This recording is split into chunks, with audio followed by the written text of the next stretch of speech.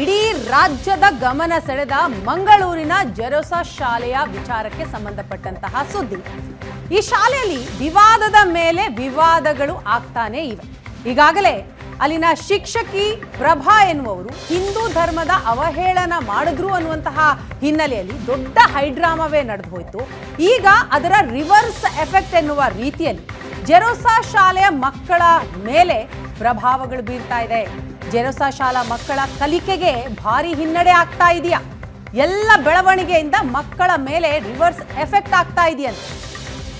Revision ಮಾಡೋದಿಲ್ಲ, ನೀವೇ ಬೇಕಿದ್ರೆ ಕಲೀರಿ ಅಂತ ಅಲ್ಲಿನ ಶಿಕ್ಷಕರು ಹೇಳ್ತಾ ಇದ್ದಾರಂತೆ. ಮಂಗಳೂರಿನಲ್ಲಿ ಪೋಷಕಿ ಜ್ಯೋತಿ ಎನ್ನುವರು ಗಂಭೀರ ಆರೋಪವನ್ನ ಮಾಡಿದ್ದಾರೆ.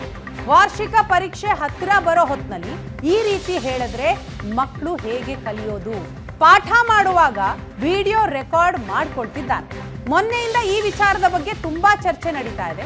ಸಿಸ್ಟರ್ ಪ್ರಭಾ ಬಂದು ಹೇಳಿಕೆ ಕೊಟ್ರೆ ವಿವಾದ ಎಲ್ಲವೂ ಕೂಡ ಬಗೆಹರಿಯುತ್ತೆ. ವಿವಾದ ಆದಷ್ಟು ಬೇಗ ಮುಗಿಲಿ, ಸತ್ಯಾಂಶ ಬೇಗ ಹೊರಬರಲಿ, ಸಸ್ಪೆಂಡ್ ಮಾಡಿದವರು ಎಲ್ಲಿಯೂ ಟೀಚಿಂಗ್ಗೆ ಅವಕಾಶ ನೀಡಬಾರದು ಅನ್ನೋದು ಆ ಪೋಷಕಿಯ ಆಗ್ರಹ ಆಗಿದೆ. ಇನ್ನೊಂದೇನಂತ ಹೇಳಿದರೆ, ಈಗ ಇದೆಲ್ಲ ವಿಷಯ ಆದ ಕಾರಣ ಇದರಿಂದ ಏನು ರಿವರ್ಸ್ ಇಫೆಕ್ಟ್ ಆಗ್ತಿದೆ ಅಂತ ಹೇಳಿದರೆ, ಕೆಲವರದ್ದು ಕೆಲಸಕ್ಕೆ ತೊಂದರೆ ಆಗಿದೆ. ಇದೀಗ ಮಕ್ಕಳಲ್ಲಿ ಏನು ಹೇಳ್ತಿದ್ದಾರೆ ಅಂತ ಹೇಳಿದರೆ, ಇನ್ನು ರಿವಿಷನ್ಸ್ ಮಾಡೋದಿಲ್ಲ, ಎಕ್ಸಾಮ್ ಹತ್ತಿರ ಬರ್ತಾ ಉಂಟು, ಆ್ಯನ್ಯುವಲ್ ಎಕ್ಸಾಮ್, ಈ ಟೈಮಲ್ಲಿ ಹೇಳ್ತಿದ್ದಾರೆ ರಿವಿಷನ್ಸ್ ಮಾಡೋದಿಲ್ಲ, ನೀವು ಬೇಕಿದ್ದ ಹಾಗೆ ಕಲ್ತ್ಕೊಳ್ಳಿ ಅಂತೇಳಿ. ಮತ್ತು ಕ್ಲಾಸಲ್ಲಿ ರೆಕಾರ್ಡ್ ಮಾಡುವಂಥದ್ದು ಅಂಥದ್ದೆಲ್ಲ ಹೊಸ್ತೆಲ್ಲ ಬರ್ತಾ ಇದೆ ಅಂತೆ. ಇದೆಲ್ಲ ಇನ್ನು ಆದಷ್ಟು ಬೇಗ ಒಮ್ಮೆ ಮುಗೀಲಿ, ಈ ಚರ್ಚೆ ಏನಿದೆ ಅದರದೊಂದು ಸತ್ಯ ಏನಿದೆ ಅದನ್ನು ಹೊರಗೆ ತರಲಿ ಅಂತೇಳಿ ನಾವು ಅಪೇಕ್ಷೆ ಪಡ್ತಾ ಇದ್ದೇವೆ. ಅದು ಆದಷ್ಟು ಬೇಗ ಆದರೆ ತುಂಬ ಒಳ್ಳೆಯದಿತ್ತು. ಭಾರಿ ವಿವಾದದ ಮೇಲೆ ವಿವಾದ ಆಗ್ತಾ ಇದೆ. ಏನೇ ಆದರೂ ಕೂಡ ಮಕ್ಕಳ ಶಿಕ್ಷಣಕ್ಕೆ ಯಾವುದೇ ತೊಡಕಾಗದಂತೆ ಶಾಲೆ ನೋಡ್ಕೊಳ್ಳೋದು ಶಾಲೆಯ ಜವಾಬ್ದಾರಿ ಕೂಡ ಆಗುತ್ತೆ, ಪರ್ಸನಲ್ ಆಗಿ ತೆಗೆದುಕೊಳ್ಳುವಂಥದ್ದಲ್ಲ.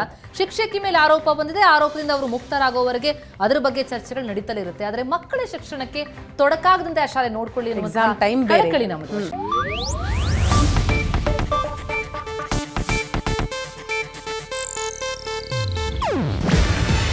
ಇದು ಏಷ್ಯಾನೆಟ್ ನ್ಯೂಸ್ ನೆಟ್ವರ್ಕ್ ಪ್ರಸ್ತುತಿ.